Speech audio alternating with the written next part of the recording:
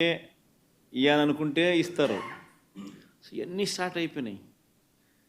4 నెలలకే ప్రభుత్వం మీద వ్యతిరేకత అన్నది తారాస్థాయికి వెళ్ళిపోయి తారాస్థాయికి వెళ్ళిపోయిందనంటే వాళ్ళకు కూడా అది అర్థమయ్యి టాపిక్లు డైవర్ట్ చేసేందుకు కొత్త కొత్త టాపిక్లు తీసుకొస్తూ ఉన్నారు.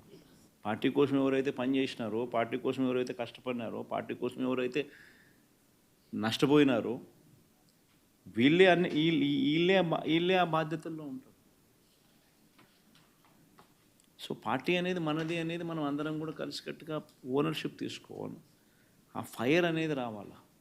పార్టీని దేశంలో ఏ పార్టీ లేనంత ఇంత బలంగా ఈ పార్టీని చేయాలని చెప్పి దృఢ సంకల్పంతో నిర్ణయం తీసుకొని అడుగులు వేస్తాను కదా నేను. అందుకని అడుగులు వేస్తాను. కేవలం ఎన్నికలు అయిపోయి 4 నెలలు కూడా కాల, 4 నెలలు అయింది.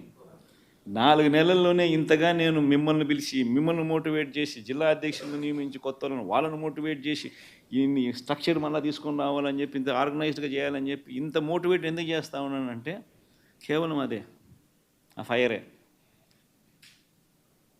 ఎట్టి పరిస్థితుల్లోనూ this party should become the strongest party in the country. కొన్ని లక్షల మంది మనల్ని ప్రేమించిన కార్యకర్తలు, కోట్ల మంది మనకు అభిమానించే ఓటర్సు, ఇంతమంది అభిమానస్తులు మనకు ఉన్నారు. వీళ్ళందరి కోసం మనం నిలబడాల్సిన అవసరం ఉంది. వీళ్ళందరికీ మంచి చేయాలని అంటే మనం ఆ సీట్లో ఉండగలిగితేనే మంచి చేయగలుగుతాం. దానికోసం అని చెప్పి మనం గట్టిగా యుద్ధం చేయాల్సి వస్తూ ఉంది. ఖచ్చితంగా గుర్తుపెట్టుకుంటాం. సో ఒక స్ట్రక్చర్డ్ పద్ధతిలో పార్టీ బలోపేతానికి గ్రామ స్థాయి నుంచి పార్టీ ఆర్గనైజ్డ్ స్ట్రక్చర్గా తయారు చేయడం కోసం, ఆర్గనైజ్డ్గా ఉండేదానికోసం బిల్డింగ్ స్ట్రక్చర్ తీసుకొచ్చే కార్యక్రమం చేస్తూ ఉన్నాం. ఆ దిశగా అడుగులు సీరియస్గా వేస్తూ ఉన్నాం. ఇప్పటికీ 4 నెలలు అయిపోయింది. ఇప్పటికే ప్రభుత్వం మీద వ్యతిరేకత గమనిస్తూనే ఉన్నాం. ఒక పక్క సూపర్ 6లు లేవు, ఒక పక్క సూపర్ 7లు లేవు, ఒక పక్క అబద్ధాలు అనేది మోసం కింద కన్వర్ట్ అయిపోయింది. మోసం కింద కన్వర్ట్ అయింది, కోపం కింద కన్వర్ట్ అవుతుంది ప్రజల్లో. అన్ని విషయాలలోనూ ఈ ప్రభుత్వం పూర్తిగా అన్ని రకాలుగాను ఇదే రకమైన కొలాప్స్ అయ్యే పరిస్థితులకే పాలన ఉంది.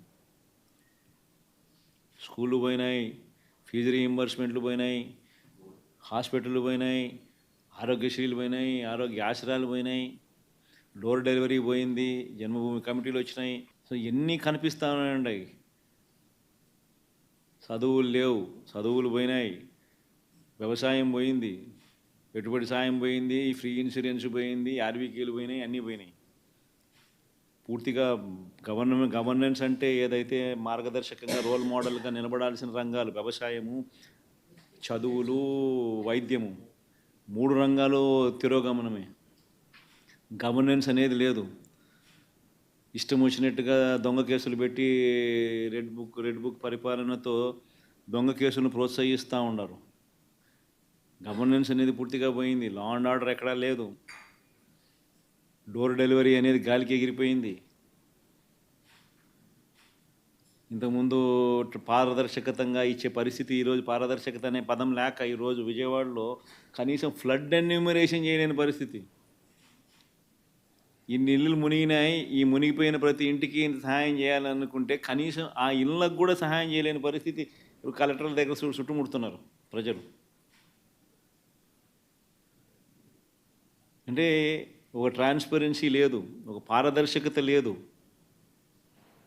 కొందరికే నచ్చినోనికే ఇవ్వాలనుకుంటే ఇస్తారు.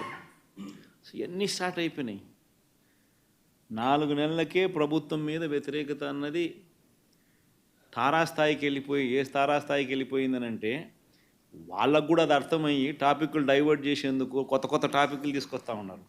పార్టీ కోసం ఎవరైతే పనిచేసినారో, పార్టీ కోసం ఎవరైతే కష్టపడినారో, పార్టీ కోసం ఎవరైతే నష్టపోయినారో వీళ్ళే ఆ బాధ్యతల్లో ఉంటారు.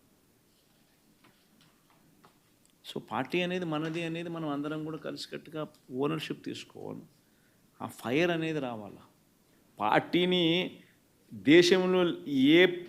దేశంలో ఏ పార్టీ లేనంత ఇంత బలంగా ఈ పార్టీని చేయాలని చెప్పి దృఢ సంకల్పంతో నిర్ణయం తీసుకొని అడుగులు వేస్తాను కదా నేను. అందుకని అడుగులు వేస్తాను. కేవలం ఎన్నికలు అయిపోయి 4 నెలలు కూడా కాల, 4 నెలలు అయింది. 4 నెలల్లోనే ఇంతగా నేను మిమ్మల్ని పిలిచి మిమ్మల్ని మోటివేట్ చేసి జిల్లా అధ్యక్షులను నియమించి కొత్త వాళ్ళని మోటివేట్ చేసి ఈ స్ట్రక్చర్ మళ్ళీ తీసుకొని రావాలని చెప్పి ఇంత ఆర్గనైజ్డ్గా చేయాలని చెప్పి ఇంత మోటివేట్ ఎందుకు చేస్తా ఉన్నానంటే కేవలం అదే ఆ ఫైరే. ఎట్టి పరిస్థితుల్లోనూ this party should become the strongest party in the country.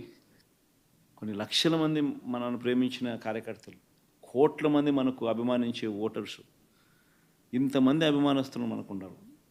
వీళ్ళందరి కోసం మనం నిలబడాల్సిన అవసరం ఉంది. వీళ్ళందరికీ మంచి చేయాలని అంటే మనం ఆ సీట్లో ఉండగలిగితేనే మంచి చేయగలుగుతాం. దానికోసం అని చెప్పి మనం గట్టిగా యుద్ధం చేయాల్సి వస్తూ ఉంది. ఖచ్చితంగా గుర్తుపెట్టుకుంటాం.